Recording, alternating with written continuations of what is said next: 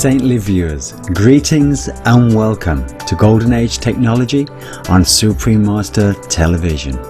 In this week's episode, the first in a two-part program, we examine some of the latest advancements in brain-computer interface or BCI technology designed to enhance the lives of the disabled. Professor Jose de la Rosio Millan is the Deputy Tech Professor at the École Polytechnique Fédérale de Lausanne, or EPFL. Known for academic excellence, EPFL is regarded as one of the leading universities in the world. Specializing in the areas of science and technology, EPFL is affiliated with many important scientific endeavors, including the Solar Impulse project led by Swiss aviation pioneer Bertrand Piccard, which seeks to complete the first solar-powered flight around the globe by 2014.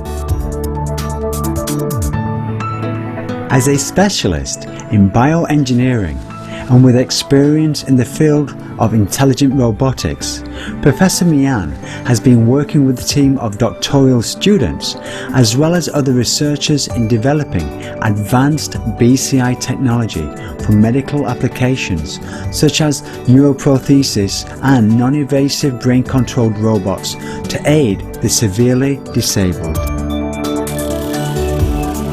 The McGraw-Hill Concise Dictionary of Modern Medicine defines a neuroprothesis as any electronic and/or mechanical device that connects with the nervous system and supplements or replaces functions lost by disease or injury. For example, one way a robotic limb may be controlled is by placing electrodes on the user's head to send signals generated by brain activity to a computer that in turn directs the desired actions for the limb. Professor Millan is also coordinator for a project called Tools for Brain-Computer Interaction, or TOBI, a collaboration of major European scientific research and medical institutes involved in the field of BCI research. Since 2008, the TOBI project has strived to develop non-invasive methods of BCI technology that improve the lives of the disabled and the effectiveness of patient rehabilitation. A brain-machine interface is a system that allows people suffering from physical disabilities to communicate with the external world and also to control devices. What we are doing is measuring the spontaneous activity of the brain, electrical activity of the brain, and trying to detect patterns that are associated to different intentions. For example, if I imagine moving my right hand, this will generate a specific pattern of activity in my brain. Now, if we develop the software that can do the real-time analysis of what is going on in my brain, I can detect that particular pattern and transform that pattern into some external action. In order to have a subject control using brain signals different robots and neuroprosthetics, there are several steps. The first one is to measure in a way that is not invasive, using electrodes that are in contact with the scalp of the person, the spontaneous brain activity as the person concentrates on different mental tasks in order to convey instructions to the robot.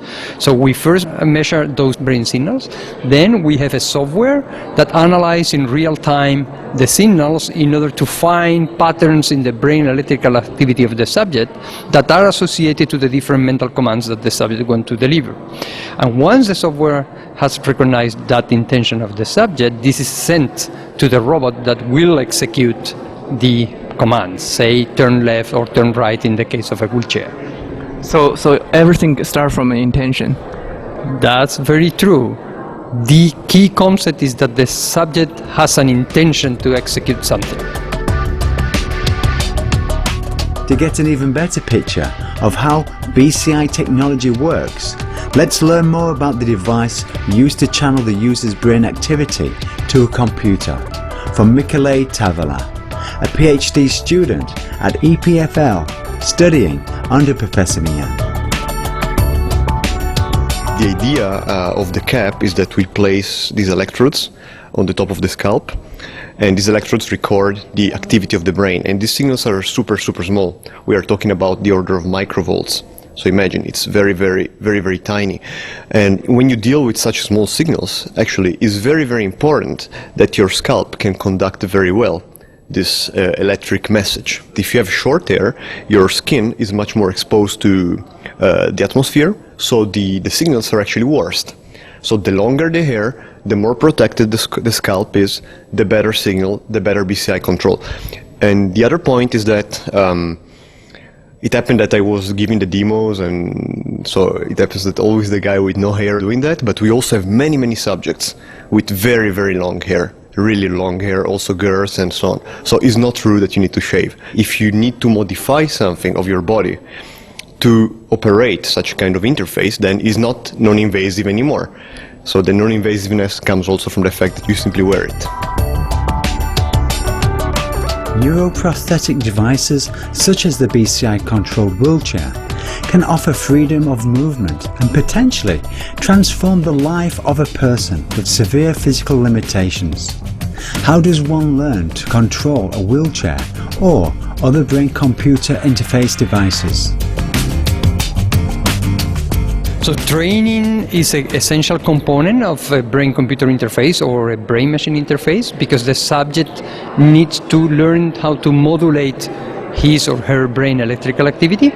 But it is also true that by using a statistical machine learning principle, we can also train the brain-machine interface to understand better the patterns of the brain electrical activity associated to the different commands. This is called mutual learning process. So the key point is that people can learn how to modulate, how to control their individual BCI or BMI very quickly, in a question of a few days, 1 hour per day of training. Maintaining sustained high levels of concentration to perform basic tasks is not a practical solution for everyday use of a neuroprothesis or other brain-computer interface device. Professor Mian now discusses his team's search for a solution to this issue. Maybe the most important issue nowadays in brain-machine interfaces is how to facilitate long-term use of the system, so that people can use those systems 24 hours a day, 7 days a week, ideally. And one of the key issues there is the fact that people cannot sustain attention, cannot focus on controlling the device with a high degree of concentration over long periods of time. They can do that over short periods of time because they need to, for example, to negotiate a difficult part of the house with the wheelchair because there are many objects around. But once they are in the easy part of the environment, say in a corridor, they don't need to have such a degree of concentration. So what we are developing are principles that allow people to rest mentally and yet keep controlling the device, because the wheelchair, say, will keep moving. And also the fact that people, when they are having control of our body, we are also capable to do other things. This is called multitasking. So this is also a way for people to get relaxed and to be able to continue operating the device over long periods of time. What we have been doing is to develop new algorithms in order to better analyze the brain signals, and also to develop principles, for example, on how to combine the intention of the person with the use of intelligent machines that will facilitate the operation, especially over long periods of time. The critical point here is how to allow people not just to control the wheelchair for 5 meters, but for 5 hours in a row. One solution that is being pursued by Professor Mian and his team is a shared control method. With this method, a BCI-controlled wheelchair could identify obstacles in its path and automatically avoid them, rather than the user having to concentrate every time to direct the wheelchair away from these barriers.